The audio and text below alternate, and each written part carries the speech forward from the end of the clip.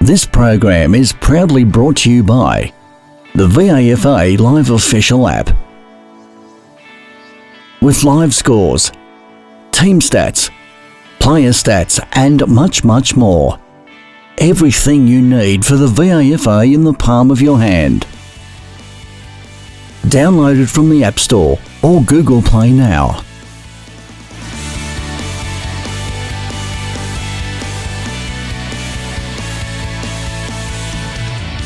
Hello everyone, this is Aditya from Complete Sports Management. We are here at Turak Park where the game ended between Xavs and Trinity, with Xavs winning by 108 points. I'm here with Trinity's coach Bernie. So Bernie, what's your thoughts about the game? It was a big loss for you.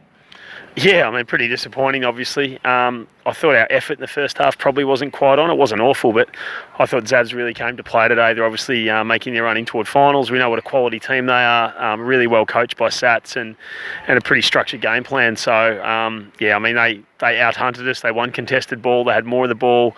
They smashed us an inside 50 count. I mean, every facet of the game, really. It was as comprehensive a performance I've seen this year. So, look, disappointed. I was really proud. After having a few early injuries and being down to one rotation on the bench for most of the second half, I was really happy with the way our guys stuck it out and gutsed it out, particularly in that third quarter. But in the end, we were beaten by a far better team today. Yeah, you felt like you weren't able to get out of your back half actually a lot of time. Like you had two inside 50 during the second quarter and they structured up really well. What do you try to do to change that, like to get back into the game or something? Yeah, look, we know that they play a really strong structured game of footy. They're a bit brazen in that they push hard forward, but then they'll defend really hard in their own offensive half, which, as you said, made it hard to get out of there. So we were able to hit up at times and take the ball coast to coast and get it into some dangerous areas. But I just think their transition running, their ability to run the angles and cut off some of those attempts makes players then less confident and less likely to try and take the game on like that. So it sort of plays into their hands a bit. But as I said, I thought they were really well structured. I thought we had a number of players work really hard. I thought young Alex Emery's having a fantastic season. Dobby was great again. But in the end, they just had too many winners across the ground. And they strangled us a little bit with our ball movement and played it on their terms. And it's a credit to them for the way they played.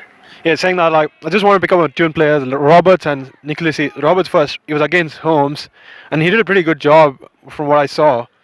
Yeah, look, Holmes obviously, played at the highest level and he's a quality player.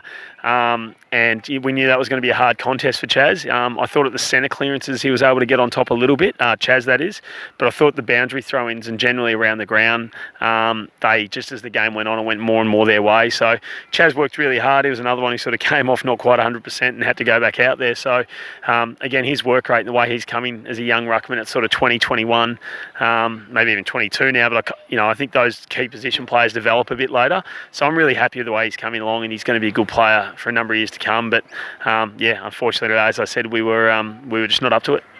Yeah, I mean, speaking of that, like you saying, a couple of players getting back from injuries. Nicholas, he was big in for you, like coming back. He's coming back and he played a pretty good game today. You must be happy about that. Yeah, look, to be honest, part of me wondered whether we're bringing him back a week too soon. But since having that surgery after round one, Seb's been working his butt off with his training for 18, 19 weeks now. So I think he deserved a crack at it. He played in the Rezzies last year. He'll be better for the run today. We've got two huge games coming up. Firstly, Uni at home next week. And then D-Lars had a win today. So that makes 8th and 9th down to a percentage battle at the minute. We play each other, which will probably be a mini grand final in round 18. So having Kel Pole came back into the team today. We got Hodgie back. So I think there's certainly some personnel coming in to strengthen our lineup, and they'll be better for that run today. It was a fast game of footy. It's a fast ground, and perfect conditions out here. So I think he'll be better for the run. But again, we just need to try and recover from this, learn from it, and be ready for uni next week. Thanks, Bunny, for joining me. That's it from us. That's it from me, and it's over to Charlotte, who's with the coach of Xavs. Thanks, Aditya. I'm here with Paul Satterley, head coach of Old Xavs. Sats, it was a great win today, and a great brand of footy that you played, especially in the lead up to finals. Yeah, thanks, Charlotte. I felt that like last week, in fact, the last two games prior to today, we've won the games, but there's just been elements of the way we've played that we've wanted to address and just keep working on. And I think I thought today the way the boys embraced, a certain style of play, and their commitment to the task right from the first bounce was outstanding. And really proud of their efforts in terms of the brand of footy. It was really good. Yep. So Chopper Hanley today kicked 6 goals, which is amazing effort. He's now 1 goal behind Jared Waite in the goal kicking tally. But he also laid some really important tackles and did some work up the ground as well. Yeah, that's it. Normally a coach says that. Well done. Chopper, that was probably his best game for the year, I'd say. Came at the footy, hands, probably also benefited from having some nice delivery coming in too. So that always helps any forward. But he came at the ball, clean hands, and he's one of the best finishers in the game. Clearly, second on the tally, as you said. But I'm just pleased for him because he gets held and scragged, and he has to work hard for his possessions and opportunities. So today was great reward for resilience and for effort. It's great. So you had some really big ins this week as well with Stavrou, Noonan was back, Lane was back as well. Is the team looking pretty settled with 2 rounds to go, or do you still think there might be a little bit of movement? We're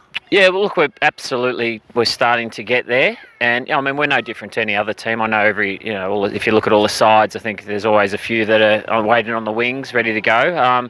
Our reserves are playing some excellent footy, and there's some boys running around there. Jordan Kelly didn't play today, and Clay Johnston, so Tom Anderson. There's still a few guys that could potentially come into the side, but certainly having Stavrou, Lane, Noon's back as captain, they're massive ins, and so it clearly makes us a better footy side. I think now if we can just build and hold some consistency with players who are available, it's going to hold us in great stead. Absolutely. Now, Will Hams also went off with a head injury and a concussion today. How's he looking for next week against Brighton? With all concussions, we will absolutely make sure he's 110%. We do know we had a doctor check him out that he didn't have to go to hospital or anything like that, so that's a great news. Look at what I've learned very quickly with Hams. He's a very resilient type, and I know he'll probably want to do everything he can to play next week, but we'll make a decision based on how he feels later in the week, and if he's not right, he's not right, and if he is, he is. We'll just play it by ear. Sats, thank you so much for joining me once again. This is Charlotte McKinnon signing off for Complete Sports Management, where Old Zavs have beaten Trinity by 108 points.